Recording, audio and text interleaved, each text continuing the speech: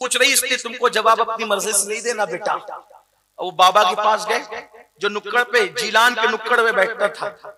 बाबा से कहा, बाबा मेरे कान में आवाज आती है। मेरी अम्मी ने कहा, बाबा से पूछ। बाबा ने कहा, बेटे शहजादे अब्दुल कादिर, बड़े खानदान का तू फर्द है, मेरी आंखों पर तेरे कदम हो, मेरे सर पे तेरे कदम हो शहजादे, लेकिन सवाल बड़ा डिफिकल्ट है, बड़ा मुश्किल सा है, इसलिए तू कल आना, मैं तेरे सवाल का जवाब बन जाऊंगा। जवाब पर तवज्जो करें, तू कल आना, तेरे सवाल का जवाब दूंगा नहीं, मैं तेरे सवाल का जवाब बन जाऊंगा। नन्ही सी शहजादगी ने सोचा कल जवाब मिल जाएगा। जब दूसरे दिन गए तो जगह खाली, कोई नहीं था वहां। परेशान से हुए, नन्हे से दिलो दिमाग में ख्यालात आए। माँ ने तो कहा था कि वो अल्लाह वाला है। दोस्तों, आप वीडियो देखकर इग्नोर ना करें प्लीज, मेरे चैनल को सब्सक्राइब भी करें और आपको वीडियो कैसा लगा कमेंट में जरूर बताएं। मौजूद थे।